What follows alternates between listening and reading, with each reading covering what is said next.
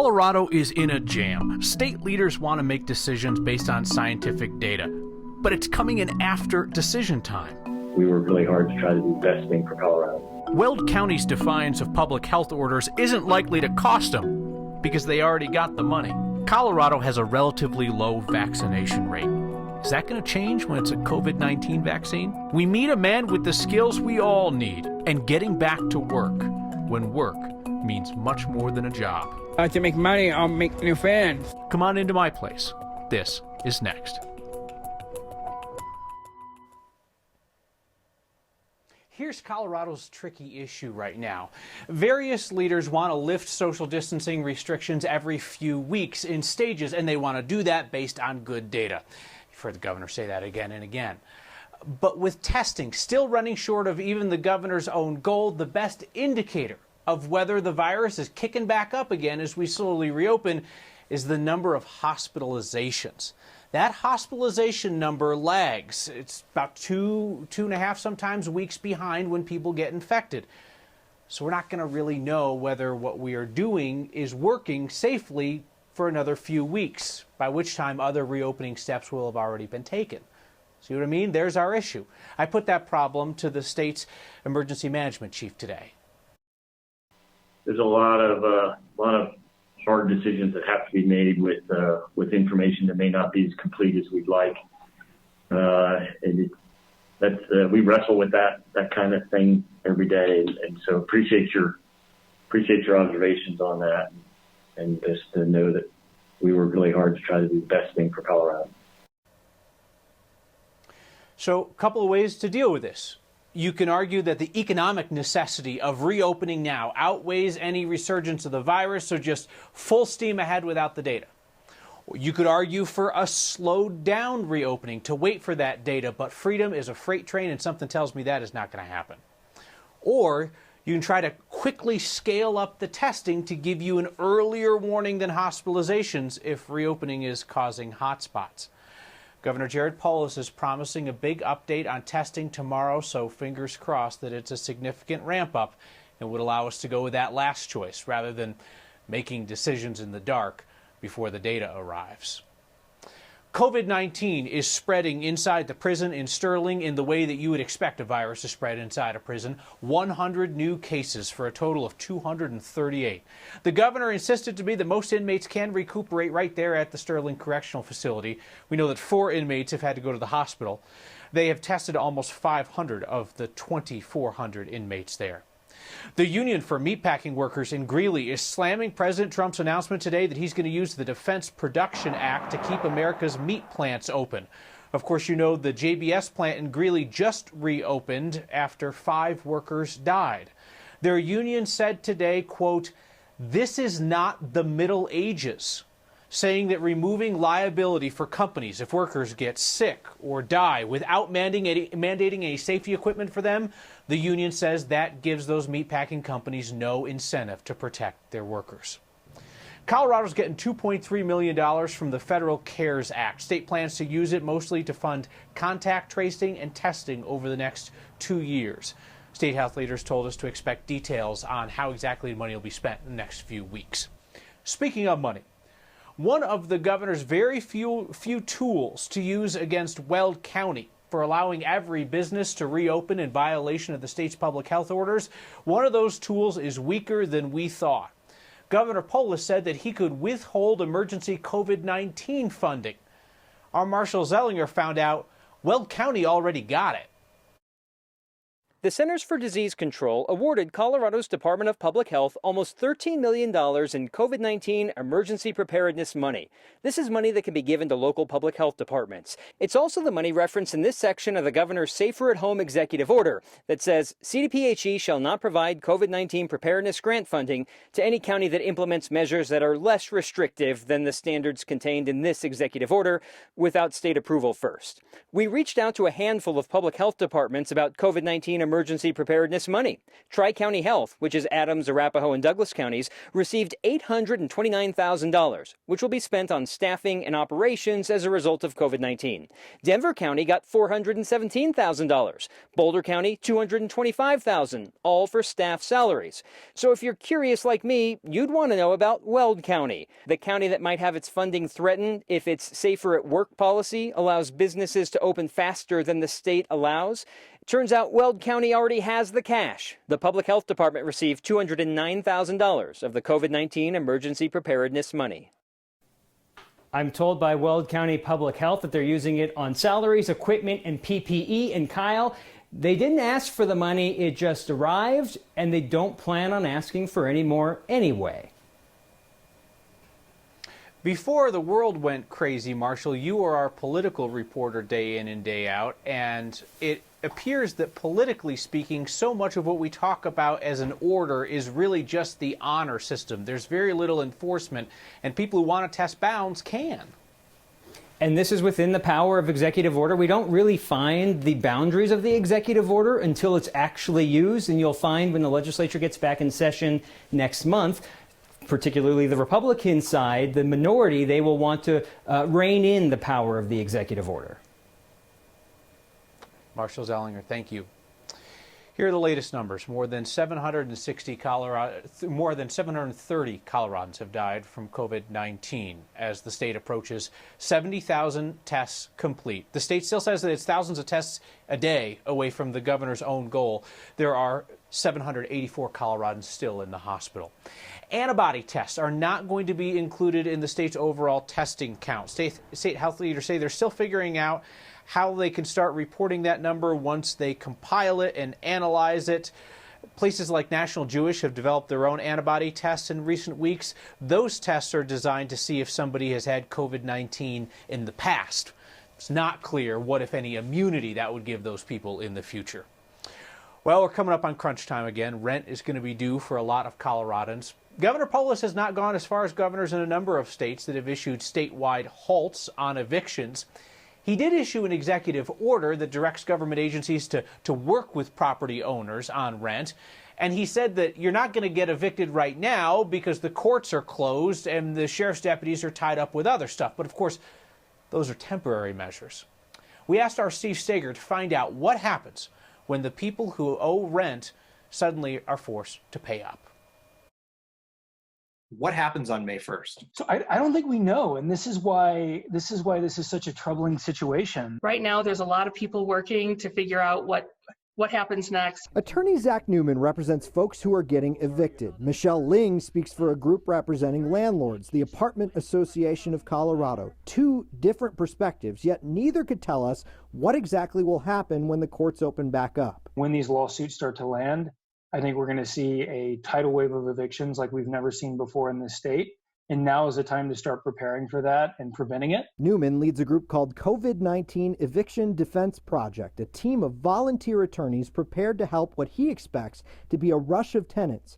His group has done some modeling, and they say without further federal assistance or state action, 450,000 Coloradans could be at risk of eviction by the end of the year. It is April 28th.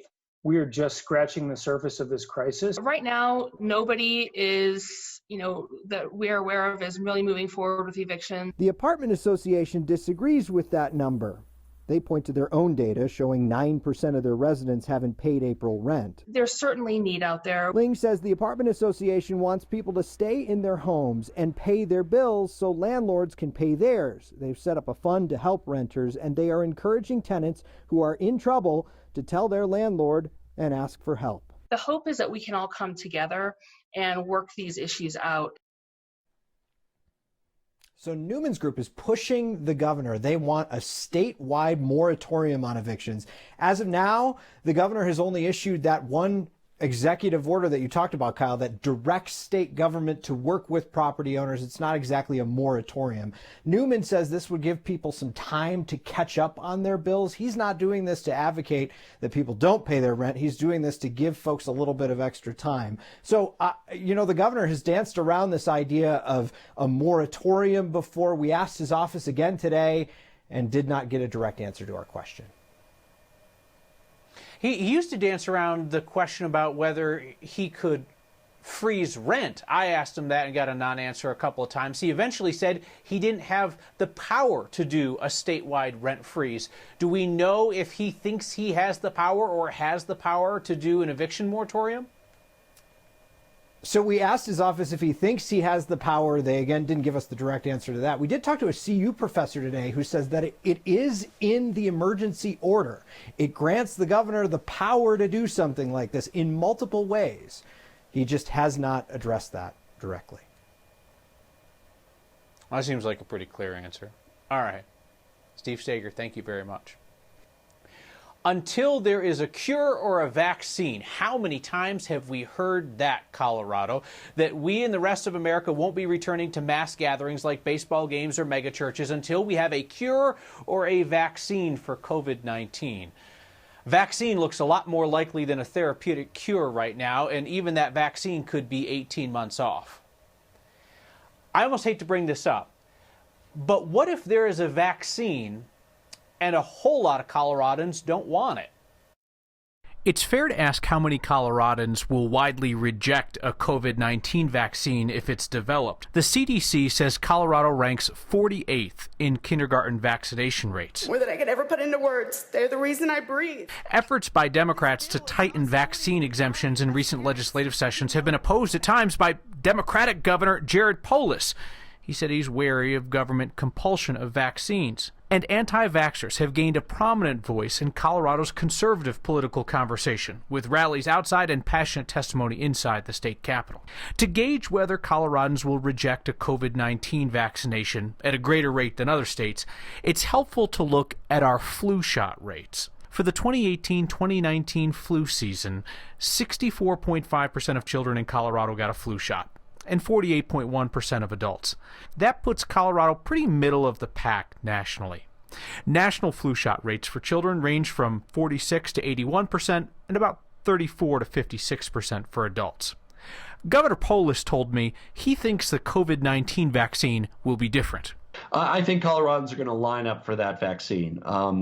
Even those who might not have gotten the flu vaccine over time, who may opt in or out of other ones, have recognized the deadly nature of this virus. And the deadly nature coupled with the incredible level of contagiousness of this virus. I mean, this thing is so contagious, right? I mean, there's one person in an environment, with others, and 15 people could get it. I mean, this thing is so much more contagious than what we're accustomed to dealing with. More contagious than the cold, more contagious than the flu. That's why we all look forward to the day when I think the problem will be the opposite, Kyle. So many people are lining up for the vaccine that is, how do we get it to as many people as soon as we can? We shall see. You can see my full unedited conversation with the governor recently. We always post those interviews in full on the next YouTube channel. It's kind of nice to see people coming together in the world that we're in. We'll be back with the story about how a man named Bob went from a quiet, unassuming job to being the man Coloradans need most in this moment. Who doesn't want to be needed?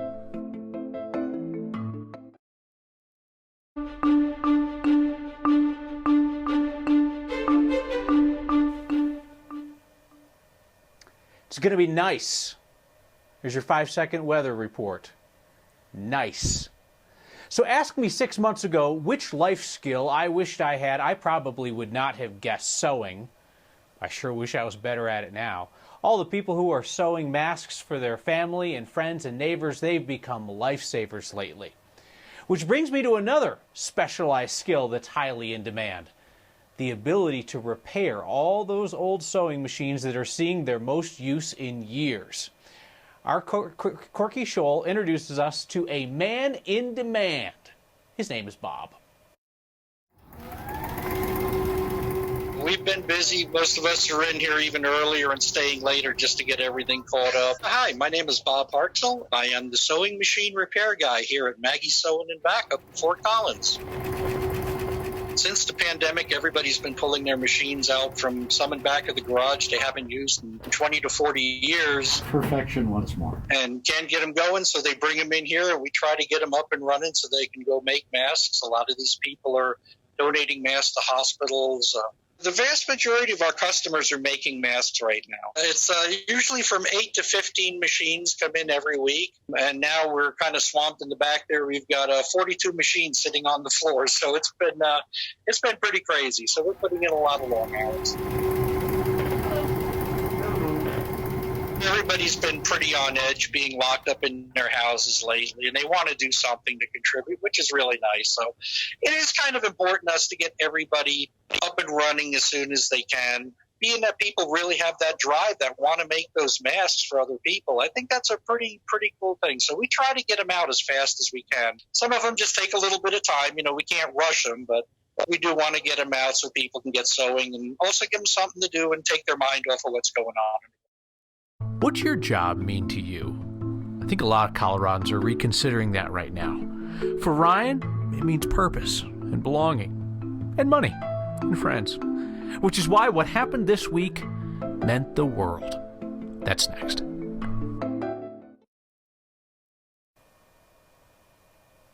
Employers across Colorado are having to get creative to find ways to help employees work from home if possible. It's a numbers game. The idea is just to increase social distancing by reducing everybody's daily contacts to the extent that you can. But accommodating work from home when possible is also a matter of respect. Ryan Scanlon is 31 years old. He works for Elite Brands, the beverage distributor. The work that he does around the office does not exactly translate into working from home easily. Ryan has Down syndrome. His employer found a way for the job that Ryan loves to come to his home.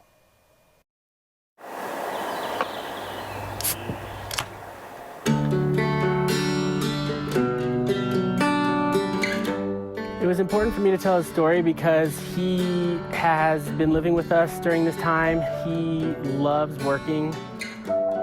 Ryan is the best human ever. He's the most honest person ever. He is everything. He's complete joy. He loves doing honest work, going to work, doing his job, making money. It's very hard for him to understand why he could not continue doing that. Every night he would be saying things like, maybe next week I'll go back to work, or maybe the following week I'll go back to work. And it was just like, oh my gosh, this is brutal. Then they were able to figure out a work from home situation. They brought all of his work here. They brought the shredder, the papers he shreds, and cases and cases of expired beer to dump, which is one of his other jobs. The germs. Right, I cannot work no more, gets up the germs. Made me feel sad. Made me feel sad. I like to work. So I like to make money, I'll make new friends. The relationships he has at work are unbelievable. People love him and care about him, and he cares about them. I seriously like Chris. I want to go back to work very soon. I hope the kids will be open very soon. I like to make money. I miss my buddy. She's in Harris. All my ladies are front. And I like to make new friends, all my work people. Yes, I'll go back to work very soon. Cheers to Lake Grants.